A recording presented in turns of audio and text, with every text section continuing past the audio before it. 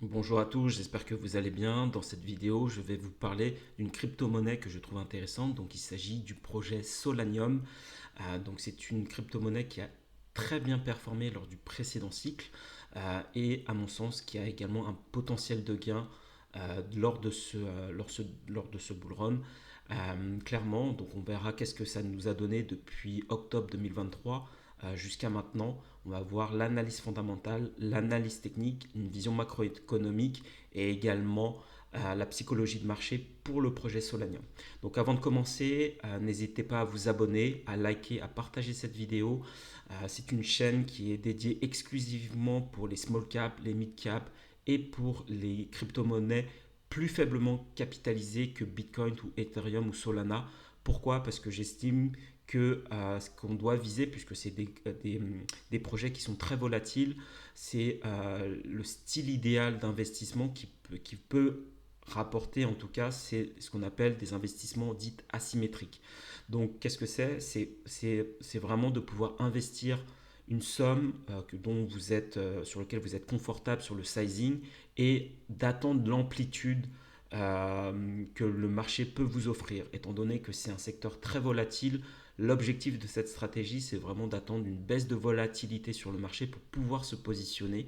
Donc ce qui est important, c'est de quand même choisir une position d'entrée rationnelle et sur des projets dont vous validez les fondamentaux.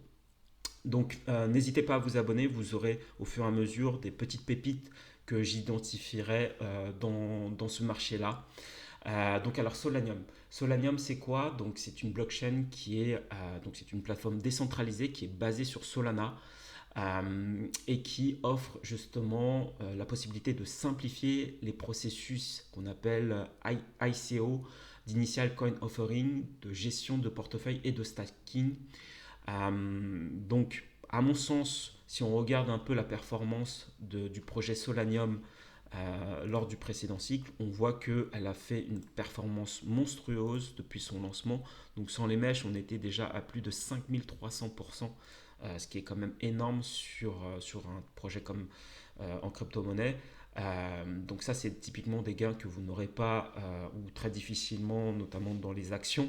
Donc ça nous offre une amplitude qui est très très forte. Néanmoins, on a une correction qui l'est tout autant puisque de son plus haut, la crypto-monnaie a perdu même la totalité. Elle est même allée au plus bas de juin 2021. Donc clairement, le marché est très volatile, d'où l'importance de choisir vraiment des positions d'entrée où on a une baisse de volatilité comme ces moments-là. Et si les fondamentaux sont bons, de pouvoir se positionner pour bénéficier d'une hausse ensuite par la suite. Et point important, c'est ce qui est important dans cette stratégie, c'est de pouvoir prendre effectivement des profits à la montée, de ne pas vraiment attendre de holder pendant des années et des années. Toutes les personnes qui ont holdé pendant des années et des années, même s'ils ont acheté ici, supposons au moment de cette cassure, de ce nouvel ATH que le marché avait offert à ce niveau-là, là ils sont actuellement en perte conséquente de la totalité de leur portefeuille. Je ne parle même pas des gens qui ont investi tout en haut, où là c'est catastrophique. Donc clairement, en crypto-monnaie, à mon sens, il ne faut pas investir lorsque c'est vertical, mais vraiment à investir lorsque c'est horizontal, comme ici. Donc les personnes typiquement qui ont investi dans cette phase vraiment horizontale, où le marché rangeait, au plus bas, si on prend le plus bas, et par rapport à ce que le marché nous a offert ces derniers mois, donc ces personnes-là, au plus haut, sans les mèches, donc on est déjà à 2300%. Donc c'est des projets qui offrent des gains très intéressants. Néanmoins, encore une fois, des projets très volatiles, d'où l'importance de vraiment prendre des gains à la montée et pour justement pour sécuriser sa position. Euh, donc, pour revenir sur les fondamentaux de Solanium, donc à mon sens, donc ce qui est intéressant de voir, c'est qu'on a un market cap proche du FDV, du fully diluted market cap. Donc c'est le market cap entièrement dilué. C'est lorsque tous les tokens sont entièrement libérés. Donc ça nous donne actuellement un market cap de 12 millions de dollars, là où actuellement on est sur du 11 millions 78 dollars. Donc clairement on est très proche du FDV, de la FDV. Donc 97,5% des tokens sont actuellement en circulation. Qu'est-ce que ça signifie? Ça signifie que vous n'aurez pas plus d'inflation ou très peu d'inflation encore, ce qui est typiquement des projets qu'on recherche, puisque quand il y a beaucoup d'inflation, dites-vous que c'est plus difficile pour le prix de monter. Pourquoi moi, en tout cas, je crois en Solanium, au-delà même de ce que peut faire le projet en termes de positionnement de fondamentaux en source propre. C'est à mon sens un projet qui, en crypto-monnaie, ce qu'il faut regarder, c'est aussi la hype qu'il peut y avoir autour de projets ou autour d'un écosystème. Et Solana, typiquement, Solana, c'est aujourd'hui, c'est une des crypto-monnaies majeures avec ETH. Euh, et clairement, le fait que actuellement il y a eu un ETF Bitcoin, qu'il y a un ETF Ethereum, potentiellement, il pourrait y avoir aussi un ETF Solana. Qui dit ETF Solana, cela profiterait potentiellement à tous les projets de l'écosystème Solana. Donc ce qui est important à mon sens, c'est vraiment l'engouement du public sur tel ou tel écosystème, tel ou tel projet. Ce qui est intéressant, c'est qu'on voit que c'est tagué quand même Solana écosystème, donc qui peut bénéficier quand même d'un engouement du public pour ce type de projet. Et en tout cas, bien sûr, vous pouvez investir directement sur Solana. Euh, Solana en tant que tel, hop, je vais aller sur le bon. Solana, donc moi personnellement, je m'étais déjà positionné sur Solana. Au plus bas, je m'étais positionné quelque part ici. Là où typiquement tout le monde disait c'est la fin du monde, Solana ne montera jamais. Depuis, ça nous a offert quand même un x10, ce qui est quand même, ce qui est pas dégueulasse. Moi évidemment, j'ai pris des profits à la montée. Mais typiquement, je me suis positionné, j'ai respecté ma stratégie, je me suis positionné au plus bas ici, là où tout le monde disait Solana c'est mort, c'est fini. Bon, évidemment, il faut avoir des convictions fortes autour de Solana, mais personnellement, j'étais quand même assez confiant de ce que pouvait nous offrir Solana. Donc ici, vraiment dans cette stratégie, c'est d'attendre ces phases de consolidation où vraiment on a une inertie presque du projet, attendre ces deux phases de capitulation. Encore une fois, le marché, ce qu'elle veut, c'est quand même à la base, on ne peut pas faire gagner tout le monde, donc le marché, quelque part, est obligé de faire ces phases de capitulation, une capitulation par le prix et par le temps. Et effectivement, lorsque vous vous positionnez ici, si les fondamentaux sont bons, si la hype revient, vous pouvez vous offrir de nouveaux gains potentiels. Donc là où Solana nous a offert un joli x10, donc quasiment, Solanium, c'était donc Solanium, typiquement, nous a offert également une très belle poussée. Donc ici, hop, ça nous a fait un x 3500%, donc 3,5 fois plus que Solana, donc beaucoup plus volatile effectivement que Solana. Donc typiquement, si vous cherchez une amplitude forte, c'est à mon sens intéressant de se positionner dessus. Néanmoins, de toujours être vigilant encore une fois au sizing, à la taille de la position, d'investir quand c'est vraiment plat. Là où on en est actuellement, si on regarde un peu par rapport au retracement actuel, donc on est sur du 0,786 de retracement de Fibonacci. Donc on revient dans des zones intéressantes pour pouvoir se repositionner. Typiquement, on a cassé cette résistance qu'il y avait là. Donc on commence à rentrer potentiellement dans cette imbalance. Une imbalance, c'est quoi? C'est lorsque vous avez un déséquilibre au niveau du prix et on voit qu'ici, il y a eu une accélération très forte, euh, une poussée très forte qui crée un déséquilibre au niveau du prix. Donc généralement, ce sont des zones intéressantes où le marché est attiré par ces zones-là. Donc à mon sens, je pense que potentiellement Solana peut encore descendre au moins jusqu'à la moitié de cette imbalance-là. À ce niveau-là, donc on voit très bien si on prend également le volume profile, on voit également qu'ici c'est une zone de résistance, de support pour nous maintenant, et qui correspond aussi à cette zone-là. Donc je vais la tracer. Hop.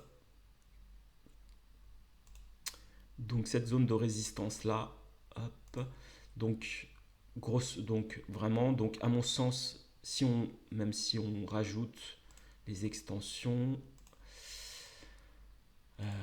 Hop,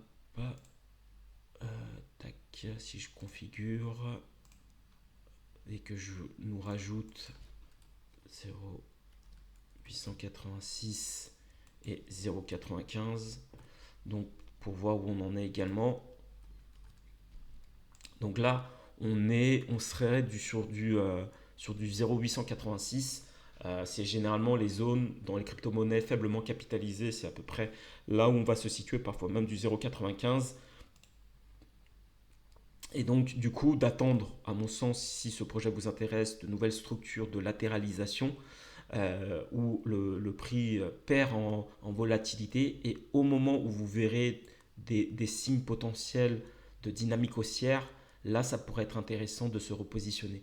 Évidemment, ça va dépendre de ce que fait le Bitcoin et plus globalement de l'écosystème Solana. Il peut y avoir, après la validation des ETF Ethereum qu'on a eu, il peut y avoir aussi un engouement du public s'il y a un ETF Solana qui peut se mettre en place.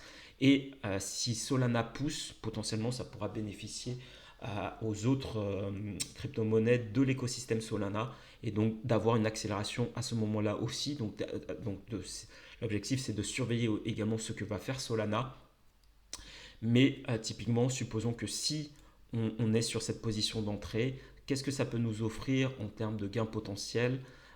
Hop, si on revient donc sur une extension même si on va hop, donc déjà ici ça peut nous offrir potentiellement hop, si on revient en hop, je me mets, alors je vais vous le faire, si on se met en extension de Fibonacci, donc je prends ce niveau là, hop, supposons que le bottom est ici. Donc, qu'est-ce que ça peut nous offrir? Donc, effectivement, suppose donc les différents objectifs. Donc, à mon sens, on n'a pas trouvé le bottom, ici, le top. À mon sens, le projet peut encore aller plus haut. Donc, en objectif mathématique, donc ça nous offrirait, si on va sur du 1,618 du x6, 2,618 du x10, etc., etc. Donc, du coup, c'est de voir ce que va faire le projet. Comme on peut voir, on peut avoir une accélération très rapide. L'objectif, c'est de prendre vraiment des profits à la montée. Si on regarde un peu ce que ça nous a fait lors du précédent cycle, hop, donc, hop,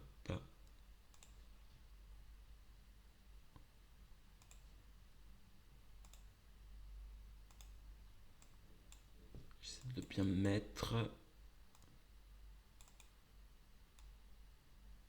Voilà. Donc, du coup, on pourrait aller chercher les 0,382. Donc déjà en retracement, ça nous donnerait sur ce bull run du x17, ce qui est à mon sens réaliste. Donc x17, donc on arriverait sur un prix de 1,5 dollars, 1,5 dollars donc si on fait le calcul pour voir combien ça nous ferait en market cap, donc on s'était dit 1,5 dollars. Donc 1,5 fois. Donc si on est on prend le max supply, allez, hop, hop, donc ça nous ferait un market cap de 150 millions. 150 millions, si on regarde par rapport au précédent bull run, 150 millions, on avait même à ce moment-là, on était sur 184 millions lors du précédent bull run, donc 184 millions. Et là, pour nous offrir cet objectif donc de x17, on serait du coup sur 150, sur 150 millions. Donc à mon sens, c'est quelque chose de réaliste. 150 millions de market cap, donc c'est quand même très bas par rapport à d'autres crypto-monnaies qu'on peut voir. Donc plutôt intéressant. Après, moi j'aime bien regarder sur Chainbroker le prix d'entrée des ventures. Donc on voit que les ventures en seed, en private sont entrées dans les alentours de 0,1 dollar. Donc là, on arrive également sur les prix d'achat de ces ventures-là. Donc clairement, c'est des positions d'entrée qui à mon sens, peut être intéressante. Encore une fois, d'attendre potentiellement ces structures de vraiment d'inertie du marché à ce moment-là, de pouvoir si ce projet vous intéresse, de pouvoir se positionner dessus, ça peut être intéressant. Bah, à mon sens, c'est des projets qui peuvent partir très très vite également par la suite, ce qu'on a eu également ici. Donc à voir. Donc à mon sens, cet objectif du retracement du précédent mouvement sur du 0,382 sur du 1,5 me semble réaliste. Ça nous donne un market cap de 150 millions, là où le précédent cycle, on était sur du 184 millions. On est actuellement sur les prix d'entrée des ventures. On est sur un projet Solana qui nous a offert 3,5 fois plus de rendement que si vous étiez exposé à Solana. Évidemment, ça dépend de votre position d'entrée, mais si vous étiez positionné dans ces phases vraiment de latéralisation, c'est là où il faut se positionner, c'est là où c'est intéressant. Voilà, donc c'est ce que je voulais partager avec vous. À mon sens, en tout cas, moi personnellement, Solanium m'intéressera. Donc j'attends encore un peu que le marché latéralise, que le marché consolide encore un peu. Et en tout cas, c'est un projet qui personnellement peut m'intéresser. Voilà, donc c'est ce que je voulais partager avec vous dans cette vidéo. En tout cas, si cette vidéo vous a plu, n'hésitez pas à liker, vous abonner et partager cette vidéo. Merci beaucoup et je vous dis à très bientôt. Au revoir.